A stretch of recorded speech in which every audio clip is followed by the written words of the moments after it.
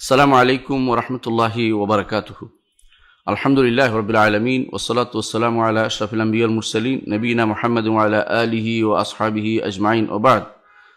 সম্মানিত দর্শকবৃন্দ, যারা আমাদের মসজিদে সিদ্দিকে আছেন এবং যারা দেখছেন, সবাইকে সাদর শুভেচ্ছা জানিয়ে আজকের দার শুরু করছি। আমরা শুরু করছিলাম ইমাম আবু জাফর তাহাবী রাহমাতুল্লাহ আলাইহি রচিত বয়ান আকিদাত আহলুস সুন্নাহ ওয়াল জামাআহ, আহলুস সুন্নাহ ওয়াল জামাআতের আকীদার বর্ণনা। এই কিতাবটির একটি অংশে আমরা আলোচনা করছিলাম, যে অংশের মধ্যে আমাদের শেখ বলছিলেন যে ইমানের পরিচয়। তো সেখানে যে গত পর্বে আমরা লম্বা আলোচনা করেছিলাম যে ইমানের পরিচয়ের ক্ষেত্রে যেই জায়গাতে এসে একটা বিরাট গোষ্ঠী হোঁচট খেয়েছে, সেই জায়গাটা হচ্ছে ইমানকে কি বসিত বলবে না ইমানকে মুরাক্কাব বলবে, অর্থাৎ ইমানকে একক জিনিস না ইমান অনেক জিনিসের দ্বারা গঠিত। যারাই ইমানকে একক জিনিস বলেছে তারাই এই ইমানের অধ্যায়ে তারা হোঁচট খেয়েছে এবং সঠিক পথটি তারা পায়নি। ইমান অবশ্যই অনেকগুলো জিনিস দ্বারা গঠিত। ইমান সারাই ইমান যেটাকে বলা হয় শরীয়তের দৃষ্টিতে, যেটা ইমান, এটা অবশ্যই একক কোনো জিনিস নয়।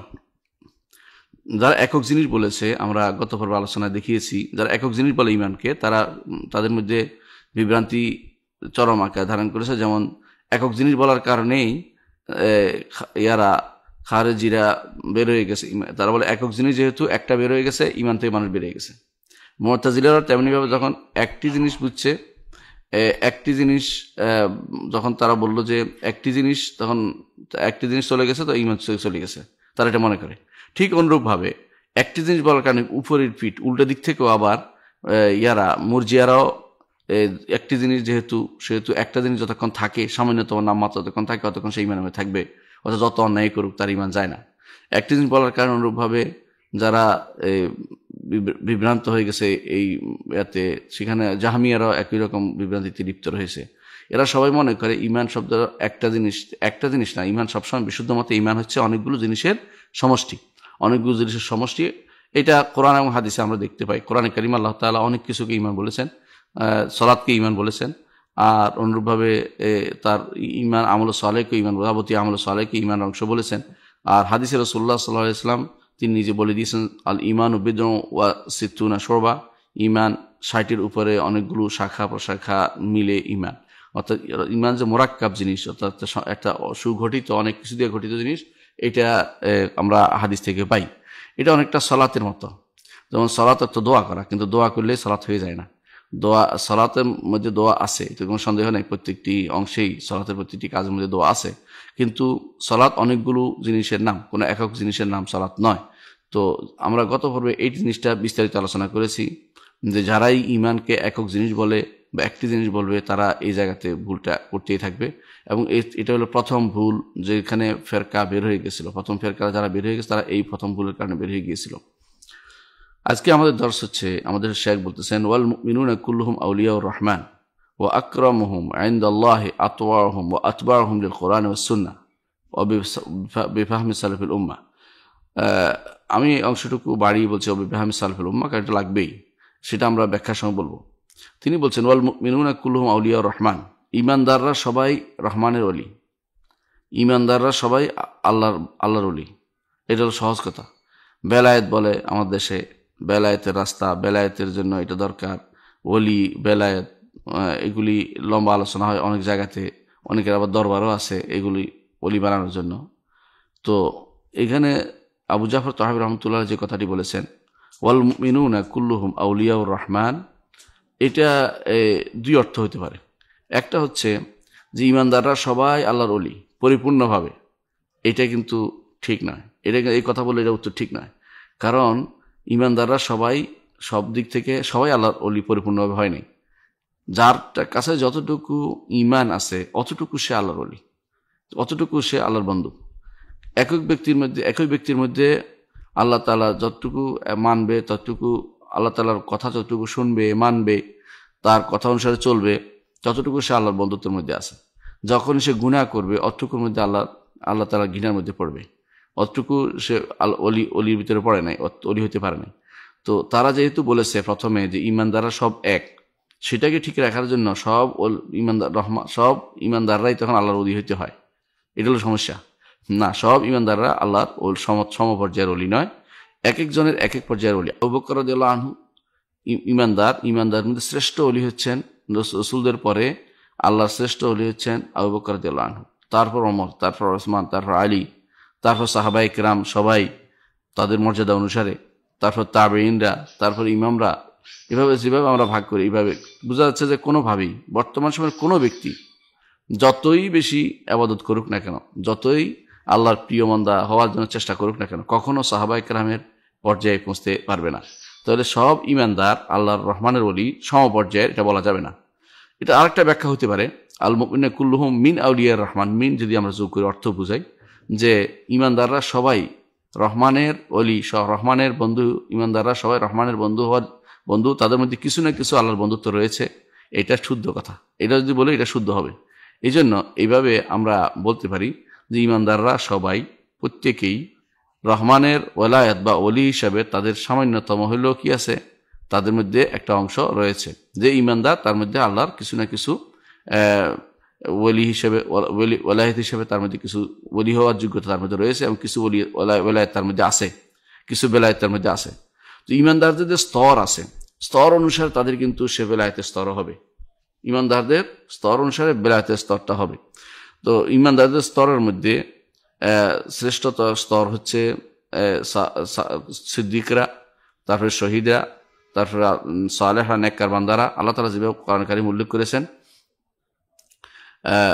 মিনান নাবিয়্যিন ওয়াস সিদ্দিকিন ওয়াস শুহাদা ওয়াস সালেহিন, নবিয়্যিন ওয়াস সিদ্দিকিন ওয়াস শুহাদা ওয়াস সালেহিন, ইমানদারদের স্তরও সেরকম। আবার যারা একেবারে গুনাহগার, তার মধ্যে বড় গুনাহগার কিন্তু ইমানের একটু না একটু আছে তার মধ্যে, সেও তারও মধ্যে ওলায়াতের একটা অংশ রয়েছে। সুতরাং ওলি হওয়ার কোনো একক কোনো দাবি কেউ করতে পারে না, বা একক কেউ ওলি সব দিক থেকে আল্লাহর ওলি হয় শুধুমাত্র নবীরা অথবা সিদ্দিকরা অথবা শহীদরা। কিন্তু বাকিদের অনেকেরই নেককার বান্দাদের মধ্যেও কিছু না কিছু গুনাহ থাকবে, তওবা করবে, আবার ওলি হবে, আবার সেখানে গুনাহ হবে, সেখানে তার ওলায়াত কমে যাবে। এটা হচ্ছে মূল কথা। সুতরাং বোঝা যাচ্ছে যে আল্লাহর ওলি হওয়ার জন্য ইমানদারদের মধ্যে কি আছে, ওলি হওয়ার ব্যাপারে ইমানদারদের মধ্যে তারতম্য রয়েছে। আল্লাহর ওলি হওয়ার ব্যাপারে ইমানদারদের মধ্যে তারতম্য রয়েছে। এককভাবে কাউকে তিনি আল্লাহর ওলি আর কেউ ওলি হইতে পারবে না এমন কথা যেন কোনোদিন আমরা না বলি, বরং ওলায়াতের মধ্যে কি তারতম্য রয়েছে। তো সেই হিসাবে যে ব্যক্তি গুনাহ করবে, সেই ব্যক্তি গুনাহ করবে, তার বেলায়েতে ঘাটতি হতে থাকবে, বেলায়েতে অর্থাৎ বন্ধুত্বে ঘাটতি হতে থাকবে। যদি আবার ইবাদত করতে থাকে, আবার বড় বড় ইবাদতগুলোকে করে এবং আল্লাহর নির্দেশ মোতাবেক চলে, তাহলে আবার তার বন্ধুত্বের মর্যাদা বেড়ে যাবে। এইভাবে আমাদেরকে হিসাব করতে হবে। কখনো যেন এটা না বলি যে সব যারাই ঈমান আনছে তারা সব সমপর্যায়ের ওলি, এটা যেন না বলি। তো ওলায়াতের ব্যাপারে আল্লাহ তাআলা কোরআনে কারীম বলেছেন, আলা ইন্না আউলিয়া আল্লাহি লা খাউফুন আলাইহিম ওয়া লা হুম ইয়াহজানুন, জেনে রাখো আল্লাহর যারা বন্ধু, আল্লাহর যারা ওলি, আল্লাহর যারা অন্তরঙ্গ প্রিয় মানুষরা, লা খাউফুন আলাইহিম, তাদের কোনো ভয় নেই, ওয়া লা হুম ইয়াহজানুন, তারা পেরেশান হবে না। এই আয়াতটি এত বেশি পরিমাণে আমাদের দেশে পড়া হয়, বিশেষ করে যখনই কোনো দরবারের আলেমের কাছে যাবেন অথবা কোনো ব্যক্তির কাছে আলোচনা করবেন, তখন তিনি এই আয়াতটা পড়ে যে আল্লাহর বান্দার, আল্লাহর ওলিদের কোনো ভয় নেই। এটা দিয়ে আল্লাহর ওলিদের প্রতি আমাদের যে মহব্বত তৈরি করা হয়, এটা ভালো কথা, যে তারা ভালো এবং তাদেরকে মহব্বত করা ইমানের অংশ, কোনো সন্দেহ নেই। আল্লাহ তাআলা যা ভালোবাসেন তাদেরকে ভালোবাসা ইমানের অংশ। এটা হচ্ছে মাহাব্বাতু মান আহাব্বাল্লাহ, আল্লাহ যাকে ভালোবাসছেন তাকে মহব্বত করা। কিন্তু আপনি কিভাবে জানবেন যে এই লোকটি আল্লাহর ওলি? এটা হলো সমস্যা। দুনিয়ার বুকে তো অনেকেই দাবি করে তিনি আল্লাহর ওলি। তো দাবির ক্ষেত্রে যখনই কেউ আল্লাহর ওলি বা আল্লাহর বন্ধু দাবি করে, তো সে এটা প্রমাণ দিবে কি দিয়ে? সুন্নাহ দিয়ে, রাসূলুল্লাহ সাল্লাল্লাহু আলাইহি ওয়াসাল্লাম হাদিস দিয়ে।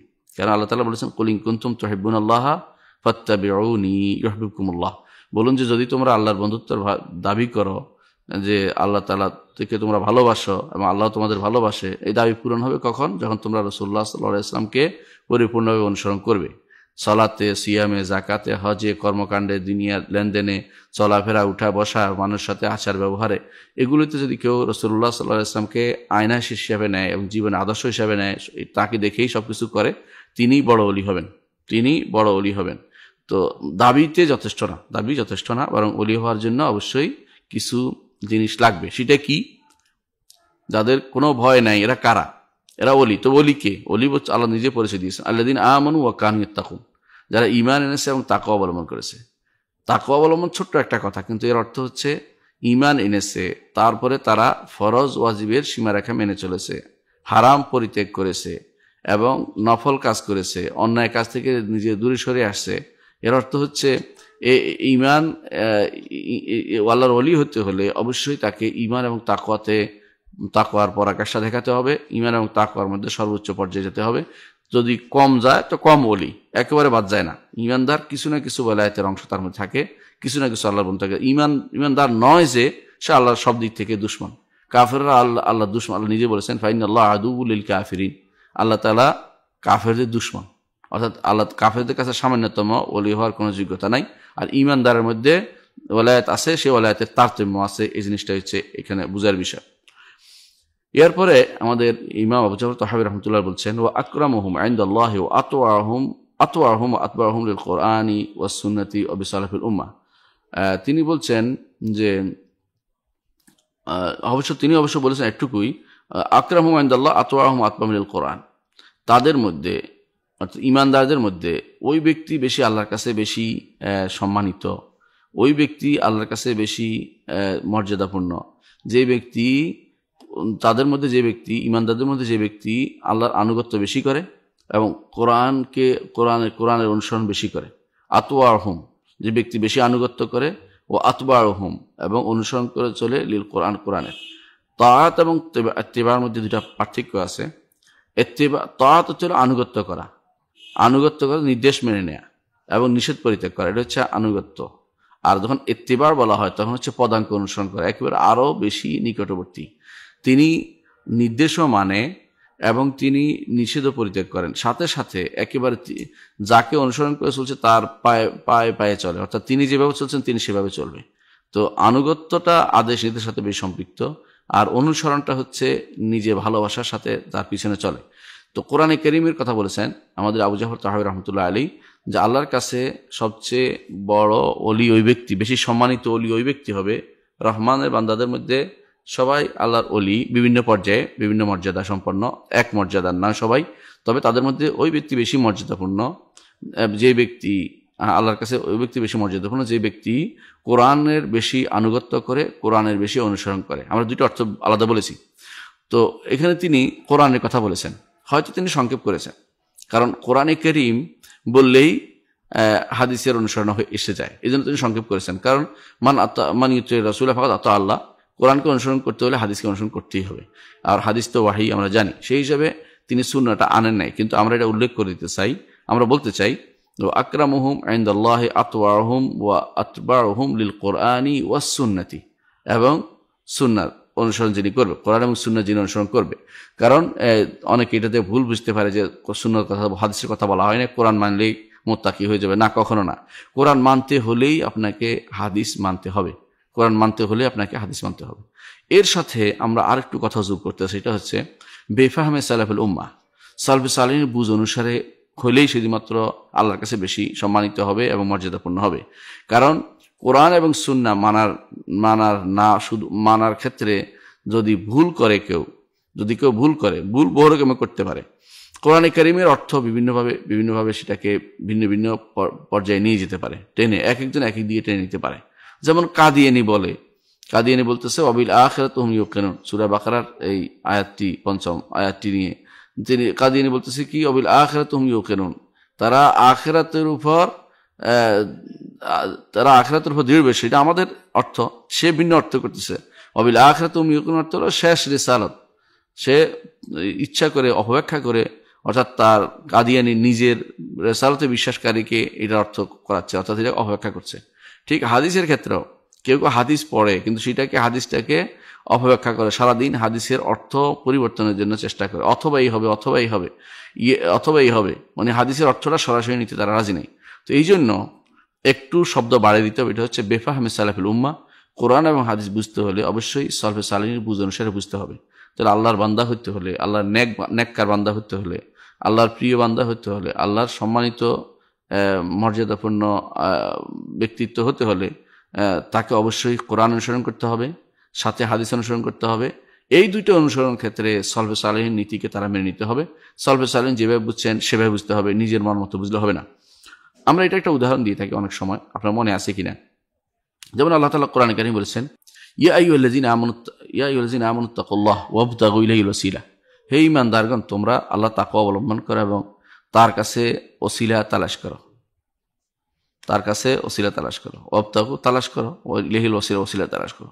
এখানে ওসিলা শব্দটির অর্থ নিয়ে বহু মানুষ বিভ্রান্তিতে লিপ্ত। আপনি যদি বলেন যে কেউ ওসিলা অর্থ কি, কোরআনে এখানে উল্লেখ করে দেওয়া হয়নি, শুধু ওসিলা বলে দেওয়া হয়েছে। তাহলে ওসিলা কি, অর্থ কি করতে হবে, সেটার জন্য আপনার হাদিসের দ্বারস্থ হতে হবে। হাদিসের মধ্যে ওসিলার এক অর্থ আছে যে এমন এক মর্যাদা যেখানে একমাত্র এক ব্যক্তির জায়গা হবে, তিনি হচ্ছেন মুহাম্মদ রাসূলুল্লাহ সাল্লাল্লাহু আলাইহি ওয়াসাল্লাম। তিনি হাশরের মাঠে বড় শাফাতের জন্য যে জায়গা অবস্থান করবেন সেটার নাম হচ্ছে ওসিলা। এটা হতে পারে, এটা একটা, কিন্তু এটা দ্বারা পরিপূর্ণ ওসিলার অর্থ আসে না, এটা একটা ব্যাখ্যা। তাহলে আপনাকে কি করতে হবে, সলবে সালিনের বুঝ অনুসারে যেতে হবে যে ওসিলা অর্থটা কি। ওসিলা অর্থ সলবে সালিন করেছেন আল কুরবাহ, নৈকট্য। হে ঈমানদারগণ তোমরা আল্লাহ তাকওয়া অবলম্বন করো এবং তার কাছে তোমরা নৈকট্য তালাশ করো, তার নিকট যাওয়ার জন্য নৈকট্য তালাশ করো, তার নৈকট্য তালাশ করো, এটা হলো মূল উদ্দেশ্য, তার নৈকট্য তালাশ করো। ওয়াবতাগু ইলাইহিল ওয়াসিলা, তার নৈকট্য তালাশ করো। নৈকট্য কিভাবে হবে? নৈকট্য হবে কি নেক আমলের মধ্যে, নৈকট্য হবে যে আল্লাহর নাম এবং গুণ দিয়ে আল্লাহর কাছে চাওয়ার মধ্যে, নৈকট্য হবে মানুষের সাথে যোগ দিয়ে দোয়া করার মাধ্যমে নৈকট্য হবে। তো এই জিনিসটা, তিনটা জিনিসের মাধ্যমে নৈকট্য ওসিলা হাদিসে আসছে। একটা হচ্ছে ব্যক্তি নিজের নেক আমল দিয়ে আল্লাহ নৈকট্য অর্জন করবে, সেটা করে সেটা ওসিলা দিয়ে সেটার মাধ্যমে সেটা দোয়া করবে। আরেকটি হচ্ছে নিজে আল্লাহর নাম এবং গুণের কথা উল্লেখ করে আল্লাহকে খুশি করাইয়া তারপর আল্লাহর কাছে সেটার ওসিলা দিয়ে দোয়া করবে। আরেকটা হচ্ছে নেককার বান্দা, যারা আল্লাহ নেক বান্দা জীবিত, তাদের দোয়ার সাথে শরীক হয়ে নিজে সেটা দিয়ে দোয়া করবে। তাহলে আমরা এই জিনিসটা আমরা পাইলাম ওসিলার অর্থ কোথায়? কোরআন সুন্নাতে আমরা পাইছি, সাথে সাথে আমরা সালাফুল উম্মার বুঝ থেকে নিয়েছি। কিন্তু সালাফুল উম্মার বুঝ যদি না নেই, নেককার হতে পারবো না, অর্থাৎ ঈমান আল্লাহর ওলি হতে পারবো না। যেটা এখানে বলা হচ্ছে, আল্লাহর ওলি হতে হলে আপনাকে অবশ্যই কোরআনকে অনুসরণ করতে হবে, হাদিসকে অনুসরণ করতে হবে, সালাফুস সালেহিন নীতিকে অনুসরণ করতে হবে। তাহলে আপনি শুধুমাত্র আল্লাহর সম্মানিত ওলির মধ্যে অন্তর্ভুক্ত হতে পারবেন এবং সবচেয়ে বড় ওলির অন্তর্ভুক্ত হবেন যে বেশি এগুলিকে অনুসরণ করেন, যে বেশি কোরআনকে অনুসরণ করে, যে বেশি হাদিসকে অনুসরণ করে, যে বেশি পরিমাণে সালাফুস সালেহিন নীতিকে অনুসরণ করে, সে সবচেয়ে বড় ওলির অন্তর্ভুক্ত হবে। কিন্তু দুর্ভাগ্যবশত অনেকেই কোরআন অনুসরণ করে, কিন্তু কোরআন অনুসরণ করে কিরকম? তাদের বুঝ মতে, সালাফুস সালেহিনের বুঝ মতে নয়।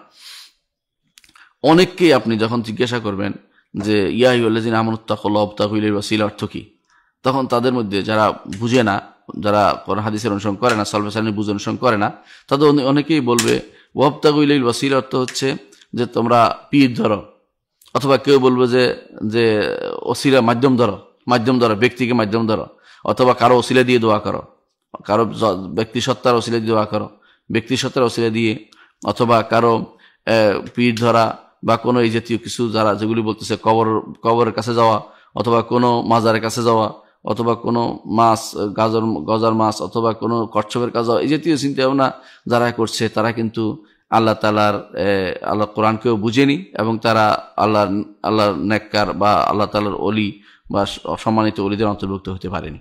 কেন? তারা এই জায়গায় ভুল করেছে। সেটা হচ্ছে এখানে যে জায়গা হচ্ছে যে কথাটা বলা হয়েছে যে অবশ্যই কোরআনের অনুসরণকারী, বেশি আনুগত্যকারী নির্দেশ এবং নিষেধের, এবং যে ব্যক্তি বেশি অনুসরণ করবে কোরআনের এটুকু তারা মানছে, পরে সুন্নাহ এবং সালাফুস সালেহিন বুঝটা নেয় নাই। আর যখনই কেউ সুন্নাহর কথা নিবে না, সালাফুস সালেহিন বুঝ নিবে না, তখনই সেই বিভ্রান্ত হতে বাধ্য। এই জন্য আমরা দুটো অংশ এখানে বাড়িয়ে দিয়েছি এটা বোঝার জন্য। তো যে কোনো মানুষই যখনই শরত হাবিয়া পড়বে, তখন তাদের জন্য এটা খুব জরুরি। হ্যাঁ, এটা বাড়িয়ে দেওয়া হচ্ছে, যেটা হচ্ছে যেটা বোঝানোর জন্য শুধুমাত্র, না হলে ইমাম তাহাবী রহমতুল্লাহ নিজেও এটা বিশ্বাস করতেন যে অবশ্যই হাদিস লাগবে, কারণ তিনি মুহাদ্দিস, তিনি হাদিস লিখেছেন এবং তিনি এই বিষয়ে প্রাজ্ঞ ব্যক্তিত্ব, এই বিষয়ে তার কোনো সন্দেহ ছিল না। তবে এটা বোঝার জন্য আমরা একটু বাড়িয়ে দেবো, কারণ মানুষ হয়তো একটা শব্দ নিয়ে টেনে আবার এই আকিদাতে মানুষকে বিভ্রান্ত করতে পারে। তো আমরা গত পর্বে ওয়াদা করেছিলাম যে ঈমান সংক্রান্ত কিছু বিষয় আমরা আলোচনা করব। তো এই জন্য আজকে আমরা এই ঈমান সংক্রান্ত কিছু বিষয় এখানে এরপর আলোচনা এগুলো আমরা করব এখনই। এর মধ্যে আমাদের ইমাম বলতেছেন সেটা যে ঈমান সংক্রান্ত কিছু বিষয় বাদ পড়ে গেছে, আমরা আলোচনা করিনি। সেটা কি? ঈমান যেহেতু আমরা বলছি যে বেশ কিছু জিনিসের নাম, ঈমান অনেকগুলো জিনিসের নাম, তাহলে আমরা বুঝতে পারলাম যে ইমান শুধুমাত্র একক জিনিসের নাম নয়, ইমান শুধুমাত্র বিশ্বাসের নাম নয়। তাহলে ইমান কি? ইমান হচ্ছে বিশ্বাস করা, সাথে বাড়বে কি ইমান বিশ্বাস করা, মুখে স্বীকৃতি দেয়া এবং আমল করা, অঙ্গ প্রত্যঙ্গ দিয়ে আমল করা, এই তিনটি জিনিসের নাম ইমান হবে। যদি একটু আরো এক্সপান্ড করি, আর একটু সুন্দর করে বাড়িয়ে বলি তাহলে বলতে হবে যে ইমান হচ্ছে, ইমাম বুখারী যেটা বলেছেন, কথা ও কাজের নাম। আল ইমান ও কাউলুন ও আমাল, কথা ও কাজের নাম হচ্ছে ইমান। তো কথা দুই রকম, কথা দুই রকম হয়, একটা অন্তরের কথা হয়, আরেকটা হয় মুখের কথা। অন্তরের কথা কি? অন্তরের কথা হচ্ছে দৃঢ়ভাবে অন্তর থেকে আল্লাহ তাআলার উপর ঈমান আনার কথাটা অবশ্যই অন্তরে মেনে নেয়া, ঈমান আনার কথাটা অন্তর থেকে এটা উচ্চারিত হওয়া। আর মুখের কথা কি? মুখে বলা আশহাদু আল্লা ইলাহা ইল্লাল্লাহ ওয়া আশহাদু আন্না মুহাম্মাদার রাসূলুল্লাহ। তাহলে ঈমান কথা হচ্ছে অন্তরের কথা, মুখের কথা। আচ্ছা, আর ঈমান কাজের নাম। ঈমান তিনটি জিনিস দিয়ে কাজ তিনটি জিনিস দিয়ে হয়। অন্তরের কাজ কি? অন্তরের কাজের মধ্যে ভালোবাসা আল্লাহর প্রতি, আল্লাহ তাআলাকে ভয় করা, আল্লাহ তাআলার কাছে আশা করা, আল্লাহর উপর তাওয়াক্কুল করা, এগুলো সব অন্তরের কাজ। হ্যাঁ, সাথে সাথে অন্তরের কাজের মধ্যে রয়েছে যে অন্তরের ভিতরে বিশ্বাসটা ঢুকে যাওয়া, এটা এবং সেটা অনুসারে যে কোনো কাজ করা, এগুলো অন্তরের কাজের অন্তর্ভুক্ত, যেটা অনুসারে। তাহলে আমরা দেখতে পারি অন্তরের কথা হচ্ছে তাসদিক, বিশ্বাস করা, আর মুখের কথা হচ্ছে আশহাদু আল্লা ইলাহা ইল্লাল্লাহ ওয়া আশহাদু আন্না মুহাম্মাদার রাসূলুল্লাহ বলা। এটা হচ্ছে দুইটাই অন্তরের কথা। অন্তরের কাজ হচ্ছে আল্লাহকে ভয় করা, আল্লাহর কাছে আশা করা, আল্লাহর তাওয়াক্কুল করা, আল্লাহকে ভালোবাসা, এগুলো অন্তরের কাজ। আর মুখের কাজ হচ্ছে সুবহানাল্লাহ, আলহামদুলিল্লাহ, আল্লাহু আকবার, লা ইলাহা ইল্লাল্লাহ, লা হাওলা ওয়া লা কুওয়াতা ইল্লা বিল্লাহ, যত জিকির আজকার সবগুলি বলা, এগুলো হচ্ছে মুখের কাজ। তাহলে আমরা অন্তরের কাজও পাইলাম, মুখের কাজও পাইলাম, অন্তরের কথাও পাইলাম, মুখের কথাও পাইলাম, 4টা হয়ে গেল। 5 নম্বরটা হচ্ছে অঙ্গ প্রত্যঙ্গ দিয়ে যে কাজটা, সেটা কি? যেমন সালাত আদায় করি, যেমন হাত দিয়ে জাকাত দেই, সাওম পালন করতেছি শরীর দিয়ে, অনুরূপভাবে আমরা হজ করি শরীর ব্যবহার করে। তাহলে আমরা দেখতে পেলাম মোট 5টি জিনিস হবে এখানে। 5টি জিনিস যদি কোনো পরিপূর্ণ হয় সেটা হবে ঈমান। এর সাথে এই জন্য আবার বলছি, হয়তো এটা আগে বলেছিলাম, আবার বলছি, 5টি জিনিস হবে অন্তরের কথা, মুখের কথা, অন্তরের কাজ, মুখের কাজ, অঙ্গ প্রত্যঙ্গের কাজ, মোট 5টি জিনিস আসবে। তো আবারও বলছি যেন ভুলে না যাই। অন্তরের কাজ, অন্তরের কথা কি?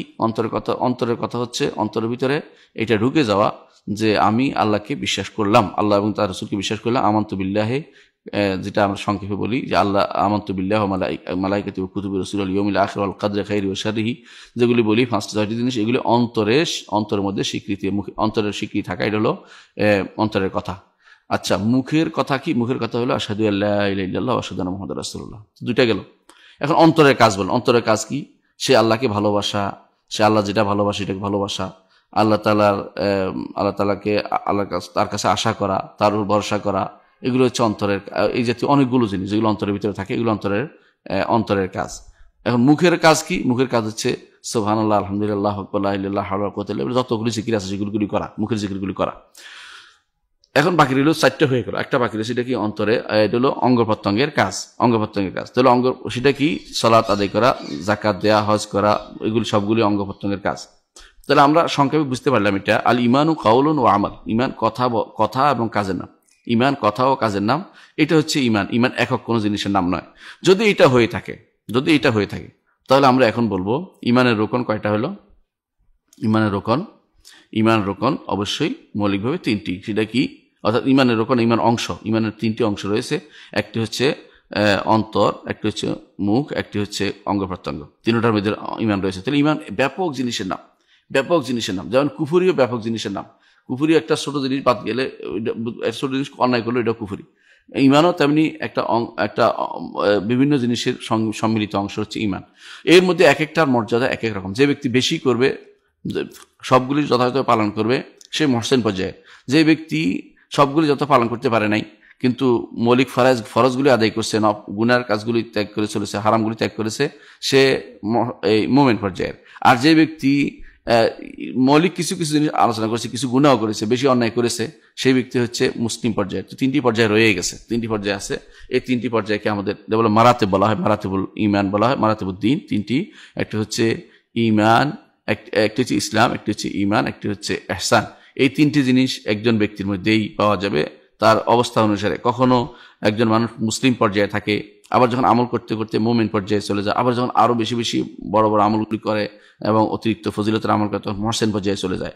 তাহলে মুসলিম, মুমিন, মহসেন তিনটা মিলেই হচ্ছে ইমানের তিনটি দিনের তিনটি মারাতাবা তিনটি পর্যায়ে রয়েছে। এই তিনটি পর্যায়ে ইমানদাররা উঠানামা করে, ইমানদাররা এই তিনটি পর্যায়ে উঠানামা করে।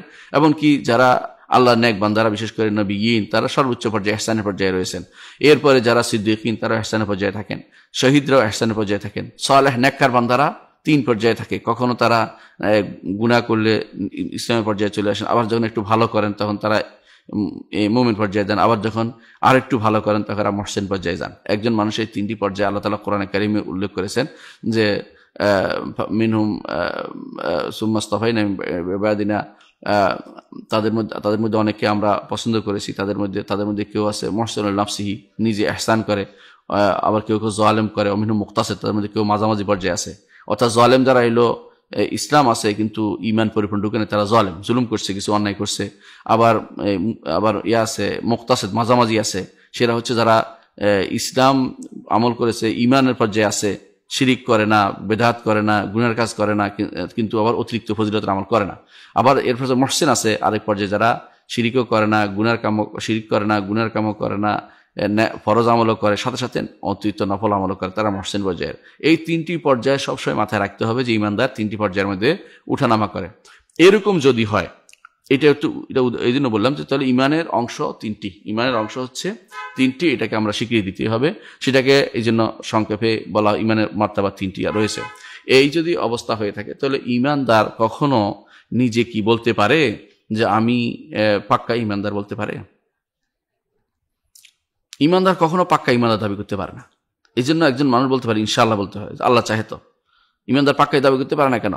সে কোনোদিন একথা নিজে বলতে পারে না যে আমি আল্লাহর দেয়া যত নির্দেশ সব পালন করে বসেছি, আল্লাহর যত নিষেধ সব ত্যাগ করে ফেলছি, অথবা আল্লাহর যত ফজিলতপূর্ণ আমল সব আমি করে ফেলেছি। এই জন্য মহসিন পর্যায়ে যাওয়া দাবি কেউ করতে পারে না। সে চেষ্টা করবে এবং আল্লাহর কাছে আশাবাদী থাকবে যে আমি ইমানদার ইনশাআল্লাহ। এই জন্য ইনশাআল্লাহ বলাটা আহলে সুন্নাত জামাত এটাকে জায়েজ মনে করে এবং বলে যে কেউ যদি ইনশাআল্লাহ বলে এতে কোনো সমস্যা নাই। এর বিপরীতে যারা বেদাতি আলেম রয়েছেন তারা ইনশাআল্লাহ বলা জায়েজ মনে করে না। তারা বলে যে ইনশাআল্লাহ বললে তো সন্দেহ করে, কারণ তাদের কাছে ইমান যেহেতু একটা, তো এটার মধ্যে ইনশাআল্লাহ বলা হচ্ছে সন্দেহের মধ্যে আছে। আমাদের ইমান তো একটা না, আমাদের ইমান তো হচ্ছে অনেকগুলো জিনিসের সমষ্টি। আমরা ইনশাআল্লাহ কেন বললাম যে এই জিনিসটা হয়তো বাদ পড়ে গেছে, আমি তো ইমানের পরিপূর্ণ জিনিস যাইতে পারি নাই, আল্লাহ যদি তৌফিক দিয়ে আমাকে ওখানে যাবো, আমি সেখানে যাওয়ার, এই জন্য তারা ইনশাআল্লাহ বলে। তাহলে ইনশাআল্লাহ বলাটার মাসালাটা আমরা বুঝতে পারছেন যে কিসের সাথে জড়িত হচ্ছে। প্রথমে ইমান কি একক জিনিস না বহু জিনিসের সমষ্টি, এটার সাথে সম্পৃক্ত হচ্ছে ইনশাআল্লাহ বলাটা। এই জন্য ইনশাআল্লাহ বলাটা আহলে সুন্নাত ওয়াল জামাতের নিকট ইনশাআল্লাহ বলা জায়েজ, অন্যদের নিকট ইনশাআল্লাহ বলাটা অনেকের নিকট জায়েজ নাই। তো আহলে সুন্নাত ওয়াল জামাত সন্দেহের জন্য নয়, বলে যে যেহেতু ইমানের অনেকগুলো স্তর রয়েছে, অনেকগুলো আমল রয়েছে, সবগুলি আমি করতে পারিনি, এই জন্য আমি ইনশাআল্লাহ বলি। আরেকটি কারণ তারা ইনশাআল্লাহ বলে, সেটা হচ্ছে যে ইনশাআল্লাহ তারা দেখেছে কোরআন এবং সুন্নাহর মধ্যে যে ইনশাআল্লাহ রাসূলুল্লাহ সাল্লাল্লাহু আলাইহি ওয়াসাল্লাম ইনশাআল্লাহ ব্যবহার করেছেন, নিশ্চিত জিনিসও ইনশাআল্লাহ ব্যবহার করেছেন, তায়াম্মুনান এবং অহংকার না করার জন্য। নিশ্চিত জিনিস কি? যেমন কোরআনে কারিমে আল্লাহ তাআলা বলেছেন যে লা তাদখুলুল মাসজিদাল হারাম ইনশাআল্লাহু আমিনিন, তোমরা অবশ্যই মসজিদে হারামে প্রবেশ করবে আল্লাহ চাহে তো নিরাপত্তার সাথে। তো আল্লাহ তাআলা নিজেই, এরপরে তারা ইমানদাররা গেছেন, মসজিদে হারামে প্রবেশ করেছেন, উমরাতুল কাজা আদায় করেছেন, হুদাইবিয়ার সন্ধিতে পর এটা নাজিল হয়েছিল। কিন্তু ইনশাআল্লাহ কেন বলেছেন? আল্লাহ তাআলা নিশ্চিত জিনিস ইনশাআল্লাহ বলতে আমাদের শিখিয়েছেন। এই জন্য যে কোনো জিনিস আল্লাহ তাআলা বলে দিয়েছেন ওয়ালা তাকুলান্না লিশাইইন ইন্নী ফাইলুন যালিকা গাদান ইল্লা ইনশাআল্লাহ। কোনো কিছু আগামী দিন করবে এটা বললে তুমি এভাবে নিশ্চিত বলে দিও না, বলো ইনশাআল্লাহ, আল্লাহ চাইতে বলো, কারণ নাও তো হতে পারে। তো এই জন্য মানুষ যদি কোনো কিছু পারে ইনশাআল্লাহ বলে অভ্যস্ত হয়ে যায়, তার লাভ হচ্ছে এটা। কখনো কোনো কিছু বললে সাথে ইনশাআল্লাহ বললে সেটা ওয়াদা খেলাফ হবে না অন্তত, কারণ আল্লাহ চায়নি, চেষ্টা করেছে কিন্তু হয়নি। ওয়াদা খেলাফ হবে না, গুনাহ হবে না। এমন কি কেউ যদি বলে বউ তালাক, ইনশাআল্লাহ তালাক হবে না, কারণ আল্লাহ তো কারো বউ তালাক হওয়া চায় না। তো এরকম বুঝতে পারছেন ইনশাআল্লাহ আল্লাহ তাআলা শিখিয়ে দিয়েছেন নবীকে। এই জন্য এটা গুরুত্বপূর্ণ একটি জিনিস যে নিশ্চিত জিনিসও ইনশাআল্লাহ বলা যায়, কোনো সমস্যা নেই। রাসূলুল্লাহ সাল্লাল্লাহু আলাইহি ওয়াসাল্লাম তিনি কবর জিয়ারত করেছেন। কবর জিয়ারত করার সময় তিনি বললেন যে আসসালামু আলাইকুম দারা কওমিন মুমিনিন, ইমানদারদের বাড়িঘর, তোমাদের জন্য সালাম, তোমাদের উপর সালাম দিচ্ছেন। ওয়া ইন্না ইনশাআল্লাহু বিকুম লাহিকুন, আল্লাহ চাহে তো ইনশাআল্লাহ তোমাদের সাথে আমরা মিলিত হচ্ছি, তোমাদের সাথে আমরা সাক্ষাৎ করবো, তোমাদের সাথে আমরা কিছুদিনের মধ্যে তোমাদের কাছে যাব। সবাই ইনশাআল্লাহ এখানে কেন বলছে? সব মানুষ অবশ্যই যেতে হবে ইনশাআল্লাহ বলার, কেউ তো সন্দেহকারী মনে করবে, সন্দেহ করেনি। এটা হচ্ছে নিশ্চিত জিনিসও ইনশাআল্লাহ বলা যায়, এটার প্রমাণ। তাহলে আহলুস সুন্নাহ ওয়াল জামাত ইনশাআল্লাহ ইমানের মধ্যে ইনশাআল্লাহ বলাটা তারা জায়েজ মনে করে, এবং এটাকে তারা অনেক সময় সেটাকে তারা মনে করে যে কোনো সমস্যাই নেই, আবার উত্তম হচ্ছে ইনশাআল্লাহ বলা। এই জন্য, কারণ ইনশাআল্লাহ বলার মাধ্যমে অহংকার ফুটে ওঠে না, অহংকার হয় না, অহংকারী হয় না। তো এই জন্য অহংকার থেকে দূরে থাকার জন্য ইনশাআল্লাহ এটা দরকার। আর আমলের মধ্যে কমতি থাকার জন্য ইনশাআল্লাহ বলা দরকার। ইমানদার বলবে আমি ইনশাআল্লাহ ইমানদার বলবে, কিন্তু আমি ইনশাআল্লাহ মুসলিম বলবে না। কেন এটা বলবে না জানেন? কারণ ইসলাম হচ্ছে সর্বনিম্ন পর্যায়ে থাকলে ইসলাম হয়। একজন মানুষ যদি তার অন্তরের কথা, মুখের কথা, অন্তরের কাজ, মুখের কাজ এবং অঙ্গ প্রত্যঙ্গের কাজের মধ্যে সর্বনিম্ন পর্যায়ে আছে, 5টি জিনিসের মধ্যে সবটাই থাকতে হবে অল্প অল্প, একটা নিম্ন পর্যায়ে আছে সেখানে, আর সে ব্যক্তি হচ্ছে মুসলিম পর্যায়ের মানুষ। এই জন্য কোরআনে কারিমে আল্লাহ তাআলা বলছেন, যখন বেদুইনরা আসি বলতো ক্বালাতিল আরাবু আমান্না, আমরা ঈমান আনলাম, আল্লাহ তাআলা বলছেন কুল লান তুমিনু ওয়ালাকিন কুলু আসলামনা, বলো ঈমান আনো না, এখন ইসলামের পর্যায়ে আসো, অর্থাৎ তুমি এখন এই মাত্র ঢুকছো ইসলামে, এত কিছু অন্তরে তোমার ঢুকে নাই। ওয়ালাম্মা ইয়াদখুল ঈমান ফি কুলুবিকুম, তোমার অন্তরে এত কিছু ঢুকে নাই। তাহলে বেদুইনদেরকে আল্লাহ কেন নিষেধ করলেন? নিষেধ করলেন এই জন্য যে তুমি এখনো অনেক কিছু জানতেই পারো না, আমল তো দূরের কথা, তুমি এই মাত্র ঢুকছো মাত্র, সুতরাং তুমি এখনো মুসলিম পর্যায়ে রয়ে গেছো, এই পর্যায়ে। তাহলে মুসলিম পর্যায়ে থাকা অর্থ তুমি এখনো কম আছে, এখানে ইনশাআল্লাহ বলার কোনো সুযোগ নেই। কারণ এখানে ইনশাআল্লাহ অর্থ হচ্ছে তুমি এখন কিছুই করো নাই, এই জন্য এখানে ইনশাআল্লাহ নেই, এখানে তোমাকে দৃঢ়ভাবে বলতে হবে আমি মুসলিম। এই জন্য নবীরা শিখিয়ে দিয়েছিলেন ফালা তামুতুন্না ইল্লা ওয়া আনতুম মুসলিমুন, তোমরা মারা যাবে না ততক্ষণ পর্যন্ত তোমরা মুসলিম না বলবে। হ্যাঁ, হুয়া সাম্মাকুম মুসলিম, তোমাদের মুসলিম নাম দিয়েছে, এখানে কোথাও ইনশাআল্লাহ বলে নাই। এই জন্য ইনশাআল্লাহ ইসলামের মধ্যে ইনশাআল্লাহ নয়, ইমানের মধ্যে ইনশাআল্লাহ আছে। এহসানের মধ্যেও কেউ ইনশাআল্লাহ বলতে পারবে, কিন্তু সর্বোচ্চ পর্যায়ে সেটা, সর্বনিম্ন পর্যায়ে যেখানে সামান্যতম তার অস্তিত্বের যেখানে হুমকির মুখে, সেখানে ইনশাআল্লাহ বলার আর সুযোগ নাই। তাহলে এই মাসালাগুলো আমাদের জানা দরকার রয়েছে। এই জন্য এই মাসালা পুরোটাই নির্ভর করছে কোথা কিসের উপরে। ওই যে বলেছি প্রথমেই যে ইমানকে কি একক বলবো না ইমামকে অনেক কিছুর সমষ্টি বলবো, সেটার উপর নির্ভর করছে এই মাসালাটি পুরোপূর্ণভাবে নির্ভর করছে। এবং এই মাসালার সাথে আমরা দেখতে পাচ্ছি যে আরেকটি জিনিসও জড়িত হয়ে পড়ছে, সেটা হচ্ছে ইমান আর ইসলাম কি এক জিনিস কিনা। ইমান আর ইসলাম কি এক জিনিস কিনা আমরা দেখতে পাচ্ছি যে আমাদের শেখও বলবে কিছু আরো পরে বলবে যে ইসলাম এবং ইমান একই জিনিস না, ইসলাম ইমান এক জিনিস না। যেটা আমরা বলবো এক জিনিস ওই সময় হয় যখন একটা আসে। কোথাও শুধু একজন মানুষ বললো যে এত হাজার মুসলিম, এখানে ইমানদার মুসলিম সব সমান। আর কেউ বলে যে এত হাজার মোমেন, তো সেটাও সমান, একটা জিনিস। কিন্তু দুইটা একসাথে আসলে একটা থেকে একটা অনেক উপরে। মুসলিমের চেয়ে মোমেন যে তার মর্যাদা অনেক বেশি, কারণ মোমেন আল্লাহ তাআলা ইমানদারদের মহব্বত ইউহিব্বুল, আল্লাহ তাদের ভালোবাসেন এবং ইমানদারদের প্রশংসা করেছেন। ইন্নামাল মুমিনুনা আল্লাযিনা, কিন্তু ইন্নামাল মুসলিমুন আবার সেটা বলেন নাই। কিন্তু মুসলিম হচ্ছে সর্বনিম্ন স্তর, সুতরাং দুইটা একরকম হতে পারে না। এগুলি সবই হচ্ছে এই কারণে, একটা জিনিসের ভুলের কারণে, সেটা হচ্ছে ইমানকে একক জিনিস মনে করা। ইমান একক জিনিস নেই, বহু জিনিসের সমষ্টি, এটাকে সবসময় সবার আগে বিশ্বাস করতে হবে, নাহলে ইমানটা এখন পর্যন্ত পরিপূর্ণ হয় নাই। তাহলে এর বিপরীতে কে আছে যারা বলে যে একক জিনিস? আমরা উল্লেখ করেছিলাম ইমানকে একক জিনিস বলে খারিজিরা, মুতাজিলারা, মুরজিয়ারা, কাদরিয়ারা, জাবরিয়ারা, যত ফেরকা সব বেড়ে সমস্ত ফেরকা এই জায়গাতে ভুল করেছে, ইমানকে একক জিনিস বলে। এমনকি আশায়রা এবং মাতুরিদিয়ারা, তারা শুধু ইমানকে একটা জিনিস বলে, সেটা নাম তাসদিক, যে বিশ্বাস থাকলে হচ্ছে। এই জন্য অনেক দেখবেন আমাদের দেশে বিভিন্ন জায়গাতে সালাত পড়ে না, সাওম পড়ে না, যাকাত দেয় না, হজ করে না, কিছু না, কিন্তু মুসলিম নামটা রাখছে। অনেকে আছে দেখবেন আল্লাহর দ্বীনের বিরুদ্ধে কথা বলতেছে, অনবরত বলেই যাচ্ছে, তারপরে তাদের ইমানের কোনো ঘাটতি হয় না, কারণ তারা বলে ইমানের কোনো সমস্যা হয় না, ইমানের কোনো সমস্যা তাদের হয় না, এবং তারা ইমানের কিছু কম, তারা মনে করে যে ইমানের কোনো সমস্যা তাদের হচ্ছে না। এটা এই কারণে যে তারা ইমানটা একটা জিনিস মনে করে বসছে। আচ্ছা, এর সব মাসলার সাথে আরেকটা মাসলা জড়িত। আমরা তাহলে এই মাসলা শেষ করলাম যে ইমান এবং ইসলাম এক জিনিস নয়, এক জিনিস হয় যখন একটাই শুধুমাত্র আসে, আরেকটা যখন না আসে। আর দুইটা আসলে দুইটা ভিন্ন ভিন্ন অর্থ প্রদান করে, একটা একটার সাথে ওতপ্রোতভাবে জড়িত আছে, তারপরে একটা একটার সাথে আলাদা অংশ তার রয়েছে। এখন প্রশ্ন হচ্ছে ইমান কি বাড়ে কি কমে? ইমান কোরআন এবং হাদিস অনুসারে ইমান বাড়ে এবং কমে। কোরআনে কারীম আল্লাহ তাআলা বহু জায়গায়, সেভারাল জায়গায় বলেছেন লিয়াজদাদাল্লাযিনা আমানু ঈমানা, যাতে করে ইমানদাররা তাদের ইমান বাড়িয়ে নিতে পারে। এটা বহু জায়গায়, সেভারাল জায়গায় আল্লাহ তাআলা বলেছেন। এবং কোরআনে কারিমে আইয়ুকুম যাদাতু হাযি ঈমান, তোমাদের কে আর ঈমান বাড়িয়ে দিল, স্পষ্ট জিয়াদাত তো বাড়িয়ে দেয়া স্পষ্ট আছে। যেটা আর কমে যায় এটার প্রমাণ হচ্ছে যে হাদিসে আছে কাল্লা বাল, কোরআনে কারিমে আছে কাল্লা বাল রানা আলা কুলুবিহিম, তাদের অন্তরের মধ্যে মরিচা পড়ে গেছে, জং ধরে গেছে। তো জং ধরে গেলে তো ঈমান কমে যাচ্ছে, অনুরূপভাবে কমে যায়। হাদিসে আছে রাসূলুল্লাহ সাল্লাল্লাহু আলাইহি ওয়াসাল্লাম বলেছেন যে আলাইসা ওয়ারা যালিকা মিন হাব্বাতা খারদালি মিন ঈমান, এরপরে ঈমানের সামান্যতম রাইস পরিমাণ বাকি থাকবে না, তাহলে কমতে কমতে কমতে কমতে কমে যায়, একবার শেষ হয়ে যায়। এবার রাসূলুল্লাহ সাল্লাল্লাহু আলাইহি ওয়াসাল্লাম বলেছেন যে ঈমান বের হয়ে মাথার ছাদের উপর থাকে, অনেক কেউ গুনাহ করতে থাকলে আবার ফিরে আসে, আবার যায়, এরকম অর্থ হচ্ছে ঈমান কমে। তো এই যে কমার মাসলা, আবার হাদিসে আছে রাসূলুল্লাহ সাল্লাল্লাহু আলাইহি ওয়াসাল্লাম বলেছেন ইয়াদেরকে, নারীদেরকে, যে তোমাদের দিনের কমতি কি, ঈমানের কমতি হচ্ছে তোমাদের এটা যে তোমাদের অনেক সময় নামাজ পড়ো না, জীবনের অর্ধেক অংশ তোমার নামাজ না পড়ে কাটাও, কারণ তাদের তখন নামাজ না পড়ার বিধানও নাই, কারণ হাইজ অবস্থা নামাজ পড়তে পারে না। তো তারপরেও এটা যেহেতু পড়ে না, কারণ হচ্ছে তারা তো অর্জন করতে পারে না, এই জন্য এটা ঈমানের কমতি বলে ধরা হয়েছে হাদিসে। তো দেখা গেছে ঈমান কমে, কোরআন হাদিস অনুসারে ঈমান বাড়ে, ঈমান কমে। কিন্তু এখানে ভুল করেছে কারা? এখানে ভুল করেছে ঠিক একই রকম, দেখা গেছে ঈমান বাড়ে না কমে না এটা বলতেছে খারিজিরা এবং মুতাজিলারা, তেমনিভাবে মাতুরিদিরা, তেমনিভাবে আশারিরা, তেমনিভাবে এদের কাদরিয়া জাবরিয়ারা, ওরা যারা আছে ফেরকাগুলো, সবগুলি তাদের কাছে ঈমান বাড়ে কমে না। অথচ কোরআন হাদিস সরাসরি বিরোধী, এটা কোরআনে কারীম সরাসরি আল্লাহ তাআলা বাড়া কমার কথা বলেছেন। তো তাহলে এটাও কিন্তু কোন জায়গার ভুল? এটা একই জায়গার ভুল। সেটা হচ্ছে যে ঈমানকে একক জিনিস মনে করা।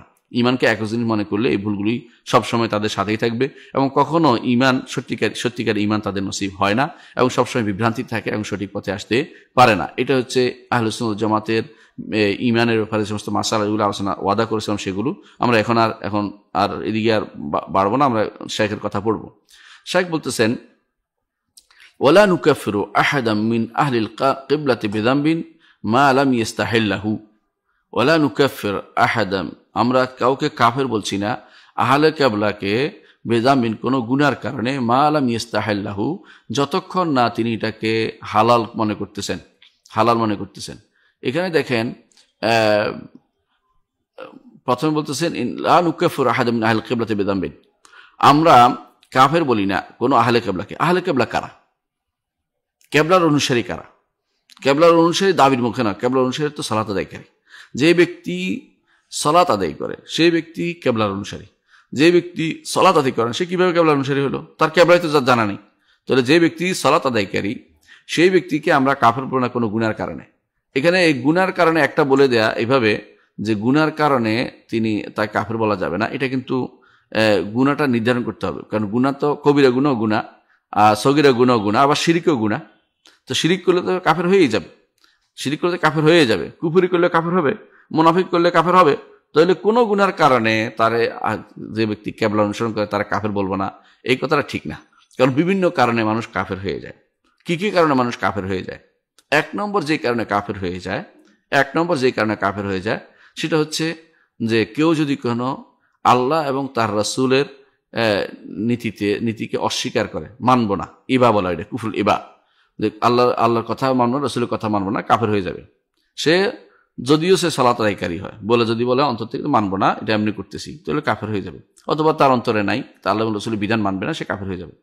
দ্বিতীয়ত, কেউ যদি কোনো মানবো না আবার অহংকারও করে, অহংকার করতে থাকে, মানবো না একটা বলছে, এটা তো মানুষের ভুল হইতে পারে, নিজের প্রবৃত্তির ধারণা হইতে পারে, আবার অহংকার করে, আবা ও ইস্তাকবারা, অহংকার করে। সেটা কে করেছে?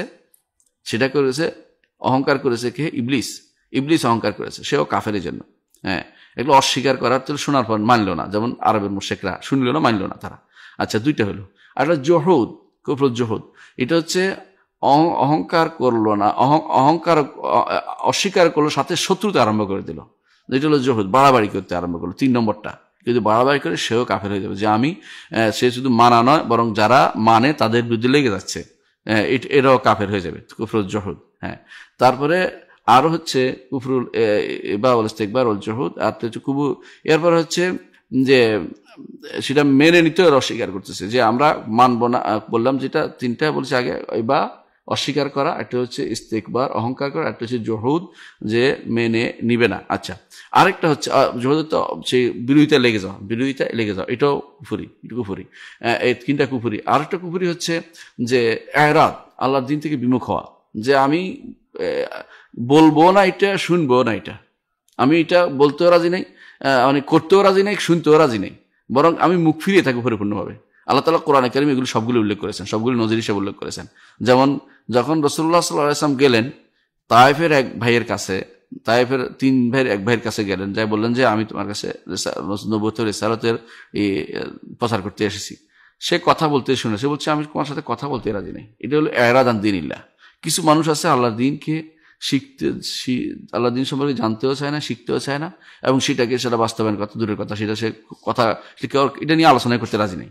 এরা হচ্ছে কুফরুল ইরাদ, সম্পূর্ণরূপে তারা কুফরি করে যাচ্ছে মুখ ফিরিয়ে থাকার কারণে। আচ্ছা, এগুলি সবই হচ্ছে 4টা আমরা বললাম।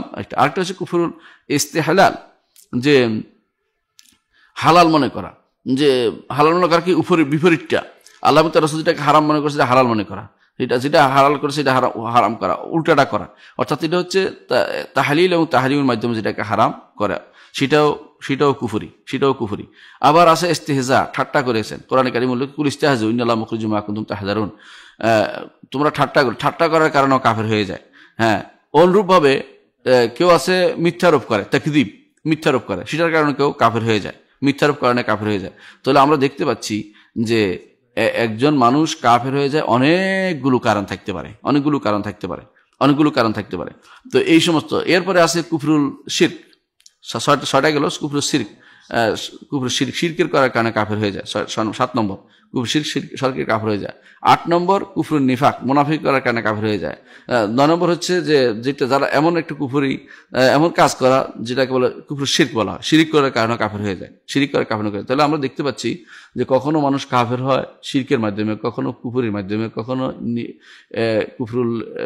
কখনো মুনাফিকের মাধ্যমে, কখনো হয় আল্লাহর দ্বীন থেকে বিমুখ থাকার মাধ্যমে, কখনো হয় আল্লাহর দিনকে নিয়ে ঠাট্টা মশকারি করার মাধ্যমে, ঠাট্টা করার মাধ্যমে, কখনো কাফের হয়ে যায় অস্বীকার করার মাধ্যমে, মানতে অস্বীকার করার মাধ্যমে, কখনো কাফের হয়ে যায় অহংকার করার মাধ্যমে, কখনো কাফের হয়ে যাচ্ছে যে সে মানতে দিবে না, নিজে আরেকজনকে মানতে দিবে না, এরকম অবস্থা। জহদ যেটা, যে এভাবে তাকযীব করা, মিথ্যারোপ করার কারণে, বিভিন্ন কারণে, অন্তত 10-12টি কারণ আমরা উল্লেখ করলাম, যেগুলোর কারণে দেখতে পাচ্ছি যে মানুষ কাফের হয়ে যায়। তাহলে আপনি যে বললেন ওয়ালা নুকাফিরু আহাদাম মিন আহলিল কিবলাতি বিযামবিন, যতক্ষণ পর্যন্ত আহলে কিবলাকে আমরা কোনো গুনার কারণে কাফের বলবো না, এই কথাটা ঠিক না। বরং ইনি একটু বলেছেন এরপরে মা লাম ইয়াস্তাহিল্লাহু, যতক্ষণ সেটাকে হালাল না মনে করতেছে। তো হালাল মনে করার কারণে কাফের, যদি হালাল মনে করলো না একটা মানুষ, ধরেন যে কবরে সিজদা দিল, হালাল মনে করে করে নাই, মনে করতেছে এটা করলে আল্লাহ নাখোশ হবেন না, কিন্তু হালাল তো সে করে নাই, তাহলে কাফের হবে না? কাফের হয়ে যাবে। তাহলে ইস্তেহলাল শর্ত করাটা আসলে জরুরি নয়। তবে ইস্তেহলাল ইমাম আবু জাফর তাহাবী কেন বলছেন, তিনি যে উদ্দেশ্য বলছেন যে ব্যক্তি আহলুল কিবলা সত্যিকার অর্থে হবে, সে তো শিরিক করবে না, সে মুনাফিকি করবে না, সে কুফরি করবে না, সে অস্বীকার করবে না আল্লাহর কথা মানতে, সে মুখ ফিরিয়ে থাকবে না। এই জন্য তিনি এগুলি উল্লেখ করেন নাই। এই জন্য বেদাম্বিন বলে তিনি শুধুমাত্র ছোট গুনাহ, কবিরা গুনাহকে বলছে, উদ্দেশ্য নিয়েছেন। অর্থাৎ এই সমস্ত কবিরা গুনাহ যেগুলো ঈমান থেকে বেরিয়ে যায় না, যেগুলি করলে, সেগুলি উদ্দেশ্য নিয়েছেন।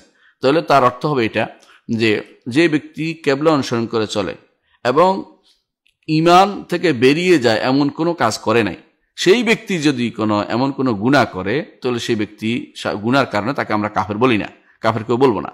তবে তিনি যে কথাটা বলছেন মা লাম ইয়াস্তাহিল্লাহু, যতক্ষণ কেউ সেটাকে হালাল না মনে করবে, হালাল না মনে করে মদ খাইলে গুনাহগার হবে ঠিক, কিন্তু মদের লাইসেন্স দিল, চালু করে দিল, অথবা কেউ কবরে সিজদা করলো, অথবা কারোর জন্য রুকু করলো, এরকম অবস্থা যদি কোনো কেউ থাকে, তাহলে সে কাফের কিন্তু হয়ে যাবে। কারণ আমাদের নিকট আমলি শিরিক যেমন আছে, আমলি কারণে কাফের যেমন হয়, এতে বিশ্বাসের কারণে যেমন কাফের হয়, আমলের কারণে তেমনি কাফের হয়ে থাকে।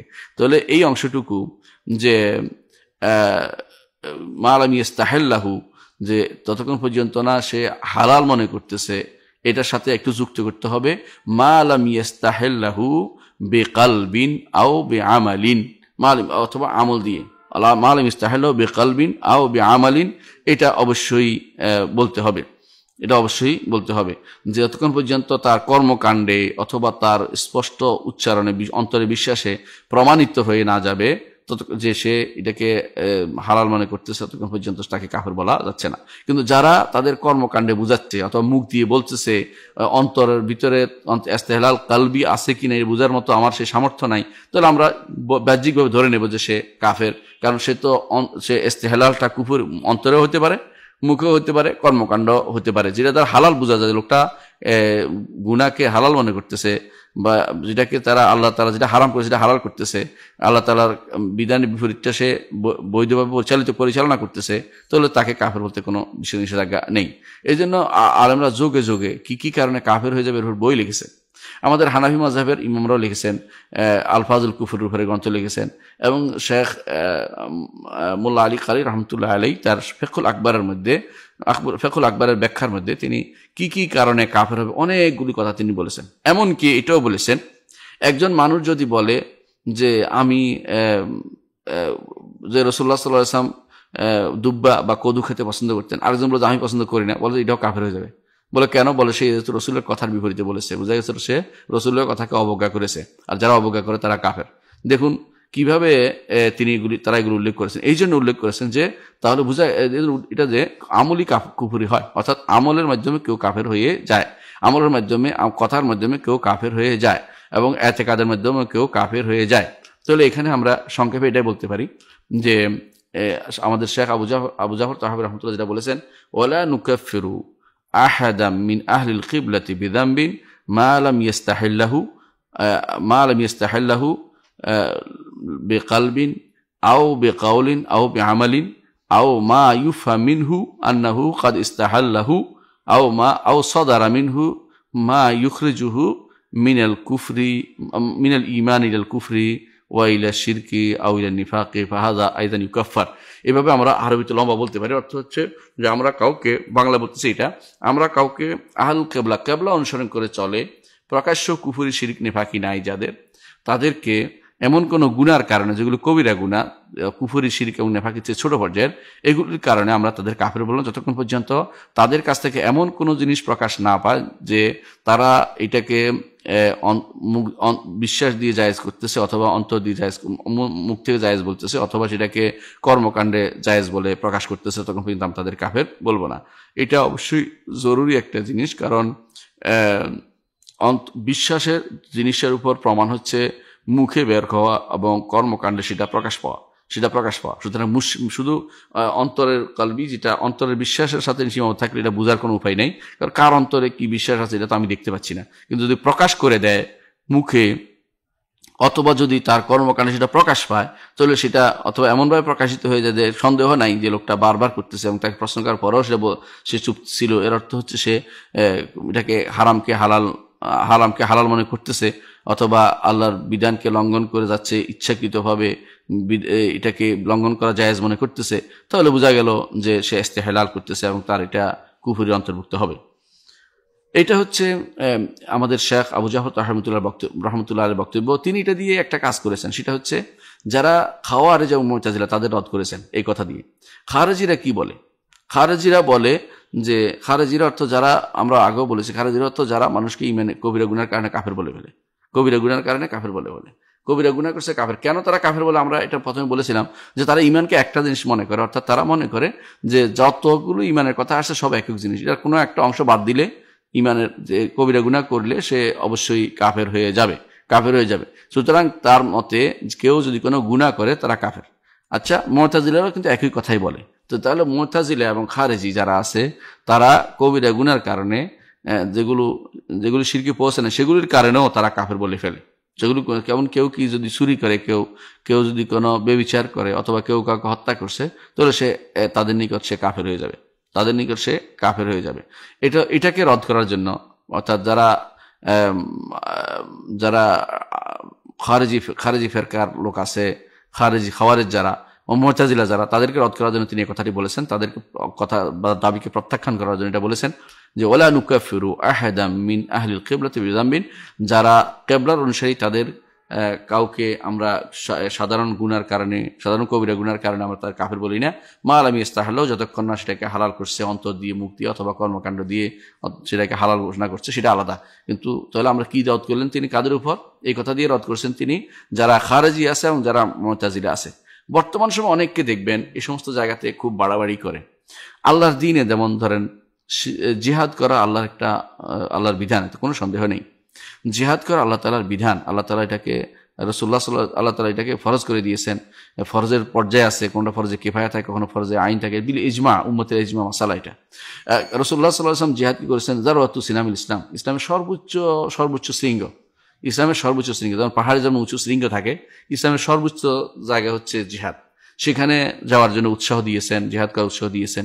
কিন্তু জিহাদের কিছু শর্ত ইসলাম দিয়ে দিয়েছেন।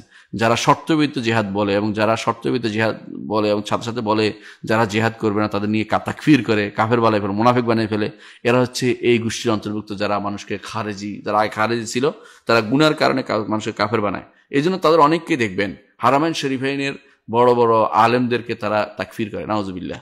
শেখ বিন বাজ, শেখ সুদাইস, এরকম যারা বড় বড় আলেম তাদেরকে তারা তাকফির করে। কেন করে? তাদের মতে এরা জিহাদ করতেছে না। তো জিহাদ করা ধরেন একদম ফরজে আইনও যদি হয়, তখন যদি কেউ না করে গুনাহগার হবে। আর ফরজে কিফায়া হলে গুনাহগারও হবে না। ফরজে কিফায়া হলে গুনাহগার না, ফরজে আইন হইলেও যদি না করে সে গুনাহগার হবে, কিন্তু তাকে কাফের বলতে কোনো সুযোগ নেই। কারণ কেউ তো জিহাদকে অস্বীকার করতেছে না, বরং জিহাদের যে শর্ত পূর্ণ হচ্ছে না এটাই তারা বলে। কেউ জিহাদকে অস্বীকার করলে সে কাফের হবে। আমরা এটা বলেছি যে মালাম ইস্তাহাল্লাহু, যেটা আমরা এখানে উল্লেখ আছে, ইমাম আবু জাফর তাহবী রহমতুল্লাহ যেটা বলেছেন, যতক্ষণ পর্যন্ত না জিহাদ তরক করাকে হালাল করে ফেলে, সেটা তো আমরা করি না। জিহাদ করতে হবে, কিন্তু জিহাদের শর্তগুলি পূরণ হতে হবে। এবং জিহাদের জন্য যারা নিয়োজিত আছে তাদেরকে প্যাট্রোনাইজ করতে, সহযোগিতা করতে হবে। সেটা হচ্ছে যারা জিহাদের জন্য বা যাদেরকে এই কাজের জন্য আল্লাহ তাআলা উপযুক্ত বিবেচনা করে তারা করবেন। কিন্তু এই কারণে জিহাদ করে না দেখা তার সাথে সম্পর্ক রক্ষা তার সাথে থাকবে না, বা তার সাথে ওয়ালা এবং বারা বন্ধুত্বপূর্ণ সম্পর্ক থাকবে না, তার সাথে শত্রুতা আরম্ভ হয়ে যাবে, তার বিরুদ্ধে যত বেশি লেখালেখি আরম্ভ হবে, অথবা তাকে বলা হবে যে জিহাদের অপব্যাখ্যাকারী, অথবা এই জাতীয় কথা। এই জিহাদের অপব্যাখ্যা কেউ করছে না, এগুলো মিথ্যা কথা। বরং জিহাদের শর্তগুলি পূরণ হচ্ছে না এটাই তারা বলে, যারা বলে থাকে যে এখন জিহাদ নেই। কিন্তু জিহাদের কারণে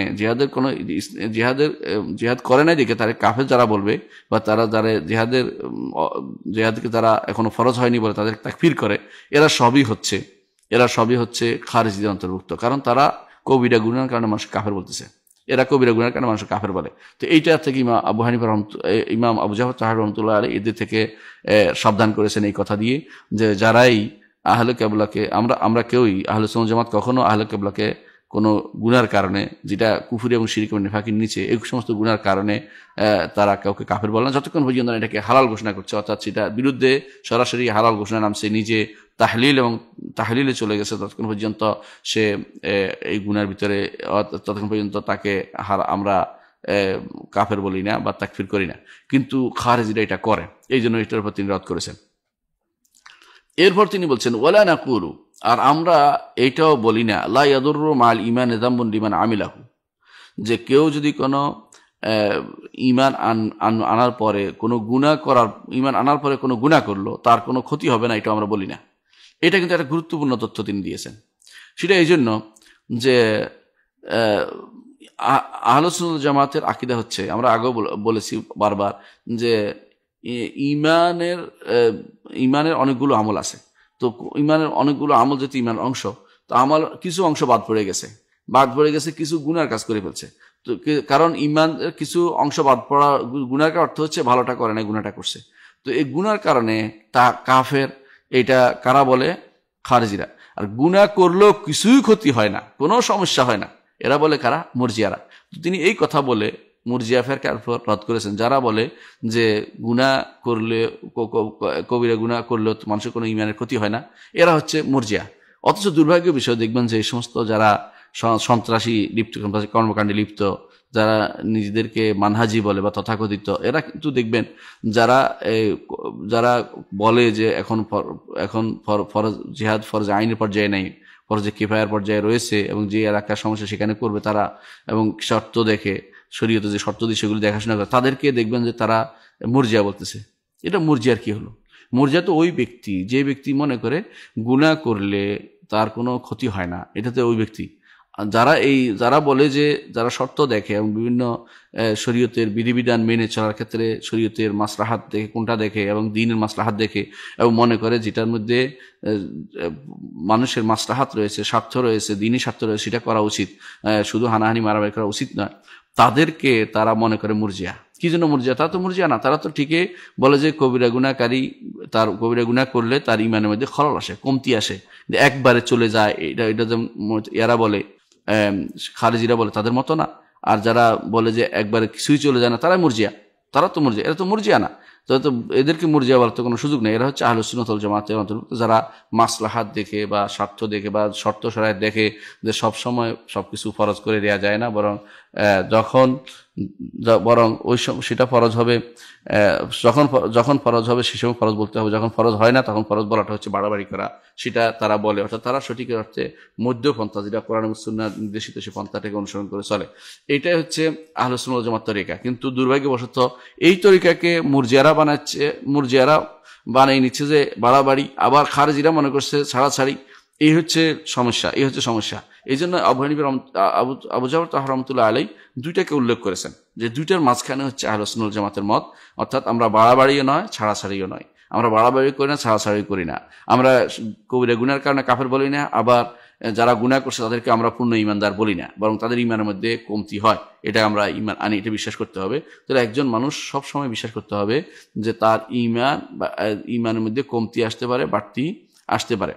এর মধ্যে এখানে একটা জিনিস মাসালা খুব জরুরি, সেটা হচ্ছে যে হুকুম বেগায়ের মানজালাল্লাহ, আল্লাহ যা নাজিল করেছেন সেটা ব্যতীত যদি কেউ বিধান দেয়, তার হুকুম কি?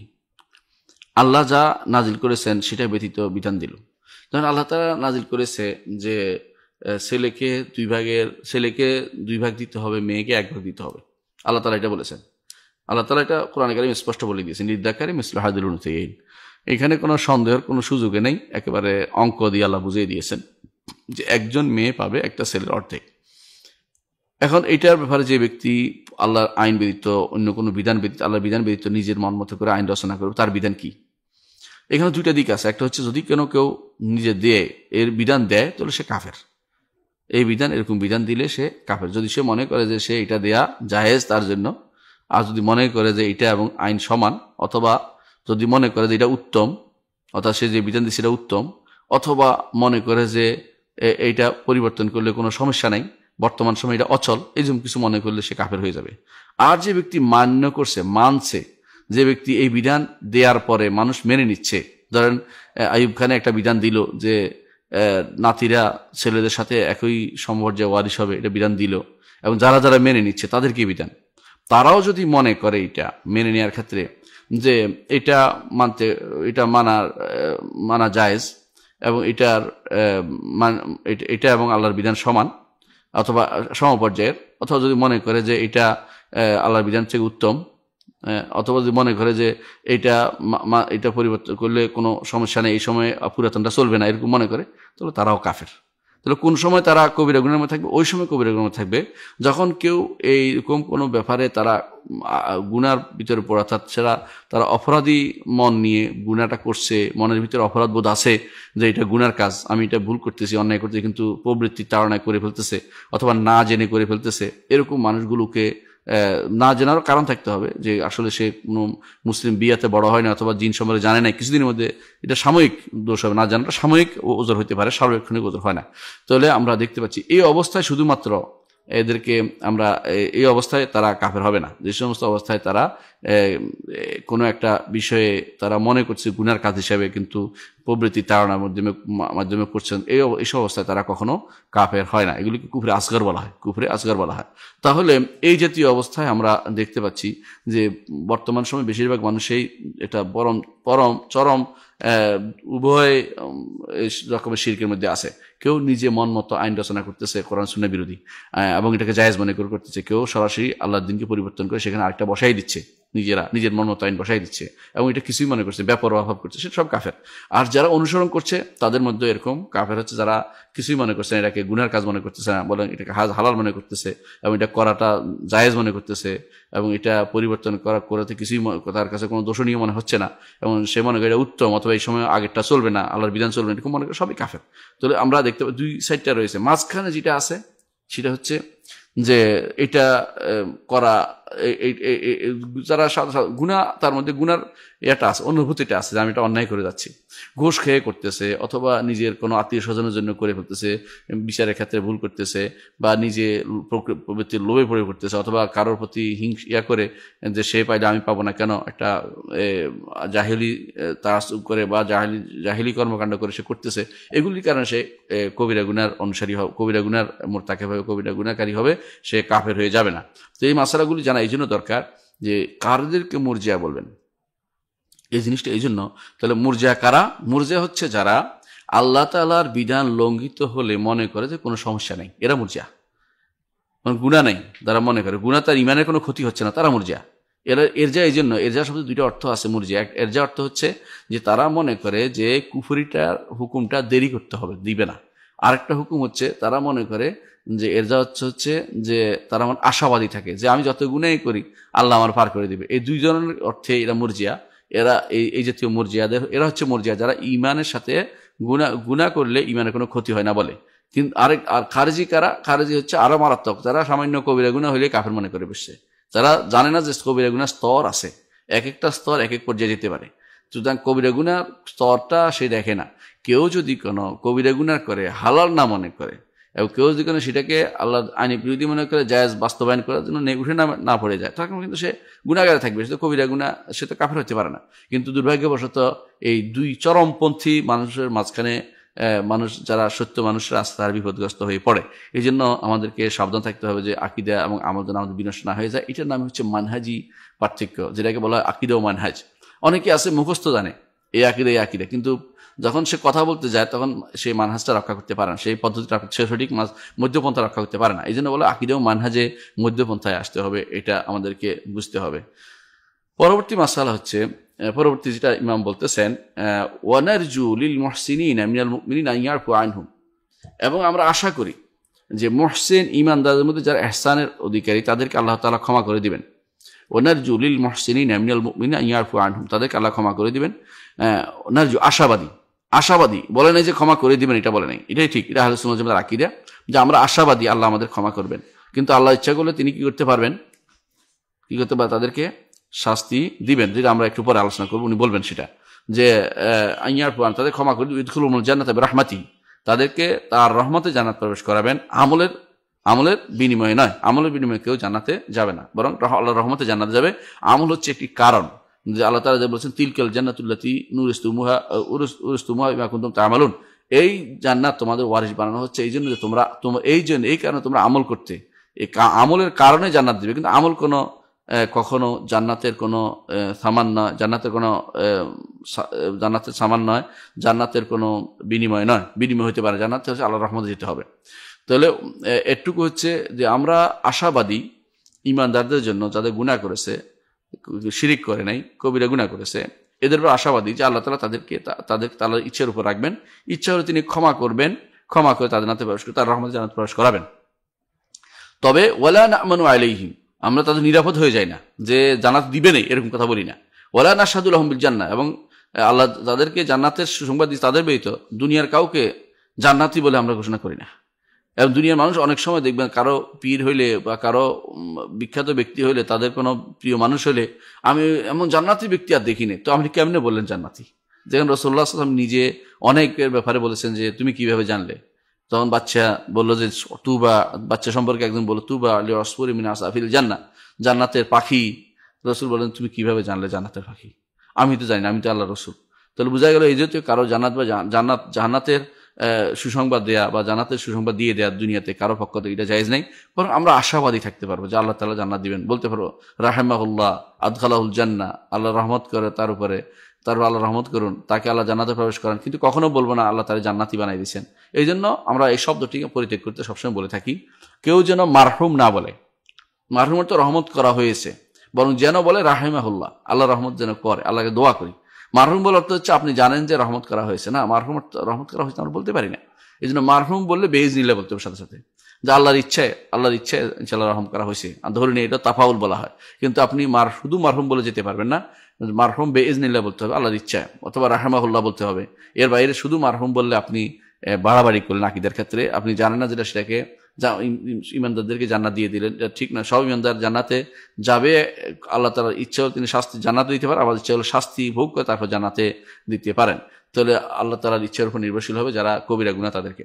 তাহলে কি বলছেন, ওনারজুল মুহসিনিন ইয়ারফু আনহুম, আমরা আশা করি যারা ঈমানদার তবে নেক করেছে, নেক কাজ করেছে, যে আল্লাহ তাদের গুনার কারণে, তাদের গুনাহগুলি যদি হয়, গুনাহগুলো তারা ক্ষমা করে দিবেন আল্লাহ তাআলা। ওয়ায়ুদখিলুহুমুল জান্নাতা বিরাহমাতি, তাদেরকে আল্লাহ তাআলা তার রহমতে জান্নাত প্রবেশ করাবেন। ওয়ালা না'মানা আলাইহিম, তবে তাদের ব্যাপারে আমরা নিরাপদ হয়ে যাই না, নির্ভয় হয়ে যাই না যে এদের কোনো আর জাহান্নামে দিবেন না, এমন কোনো নির্ভয় হওয়ার কোনো সুযোগ নাই। ওয়ালা নাশহাদু লাহুম বিল জান্নাহ, সাথে সাথে আমরা এটাও করি, কারোর জন্য জান্নাতের সাক্ষ্য দেই না যে ও লোক জান্নাতে চলে যাবে। তবে আল্লাহ, আমরা জান্নাতের সাক্ষ্য কাদের দিই? আল্লাহ এবং তার রাসূল যাদেরকে জান্নাতি বলে ঘোষণা করেছেন, কোরআনে কারীম এবং হাদিসে যেগুলো জান্নাতের কথা আসছে তাদেরকে আমরা জান্নাতি বলে ঘোষণা দিই, সেটা আলাদা কথা। এর বাইরে অন্য কোনো ইমানদারের জন্য এটা সাব্যস্ত করা যাবে না, যে কেউ হোক না কেন। এমনকি যদি কোনো তাবেঈ, কোনো ইমাম, এমনকি কোনো আল্লাহর ওলি বলে বিখ্যাত যে সমস্ত সুফিয়ানে কেরাম, যারা বড় বড়, যেমন আব্দুল কাদের জিলানী যারা আছে, কারোর জন্য জান্নাতে সুসংবাদ দেওয়া আমাদের জন্য জায়েজ নেই। আমরা আশাবাদী থাকবো যে আল্লাহ তাআলা তাদেরকে জান্নাত দিয়েছেন। এটি হলো ইমানদারের আকীদা। ওয়া নাস্তাগফিরু লিলমুসলিমিন, আর তাদের মধ্যে, ইমানদারদের মধ্যে যারা অপরাধ করবে, গুনাহগার, তাদের জন্য আমরা ক্ষমা প্রার্থনা করবো। ওয়া নাখাফু আলাইহিম, আমরা তাদের ভয় থাকবো যে আল্লাহ তার শাস্তি দিবেন।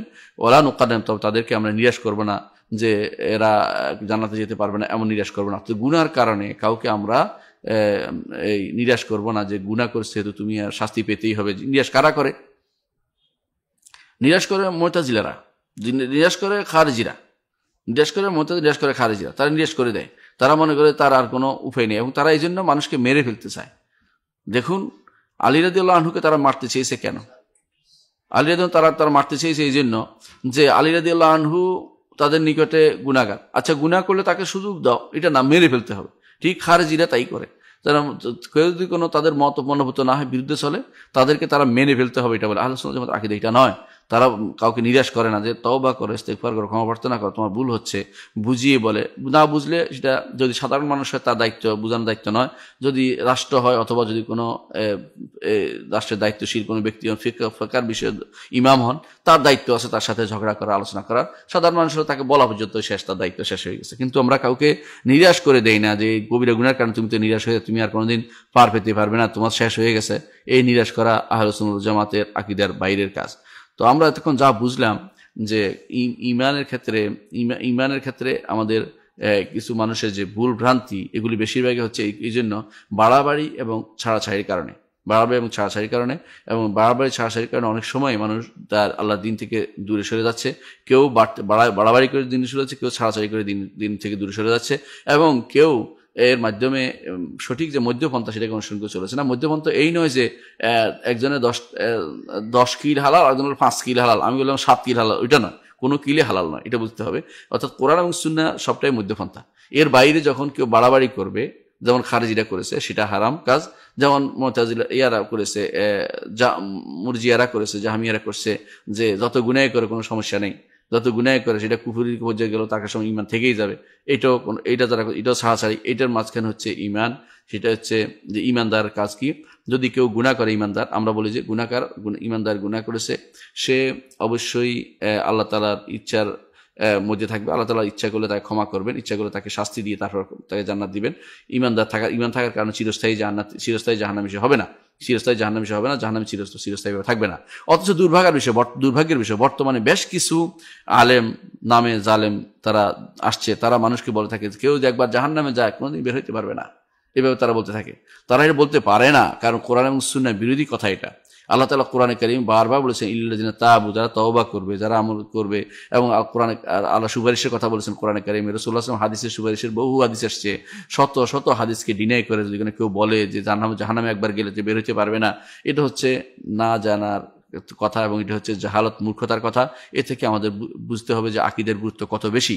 না জানার কারণে নিজেও পথভ্রষ্ট হচ্ছে, অন্যকেও পথভ্রষ্ট করতেছে। এই বিষয়টা নিয়ে এবং পরবর্তী আমাদের আলোচনা হবে ইনশাআল্লাহ আল আমন ওয়াল ইয়াস ইয়ানকুলান মিন মিল্লাতিল ইসলাম, যে গুনার কারণে নিরাপদ থাকা, যে আমার কোনো সমস্যা হচ্ছে না, বলে ইয়াস, এবং গুনার কারণে মানুষকে করে ফেলা, নিরাশ করে ফেলা, এটাও ইসলাম থেকে বের করে দেয়। এই বিষয় নিয়ে ইনশাল্লাহ, এই বিষয় অংশ নিয়ে আমরা ইনশাল্লাহ আগামী দর্শে আলোচনা করব। আল্লাহ আমাদেরকে বুঝার এবং মানার তৌফিক দান করুন, এবং আমাদেরকে কোরআন এবং সুন্নাহর নীতিতে থাকার তৌফিক দান করুন, এবং সহিহ আকীদা বিশ্বাসের মধ্যে আমাদের রাখুন, এবং আমরা যেন বাড়াবাড়ি সাহায্য থেকে মুক্তি থাকতে পারি, তৌফিক আমাদের দান করুন। ওয়া আখিরু দাওয়ানা আলহামদুলিল্লাহি রাব্বিল আলামিন। আসসালামু আলাইকুম ওয়া রাহমাতুল্লাহি ওয়া বারাকাতুহু।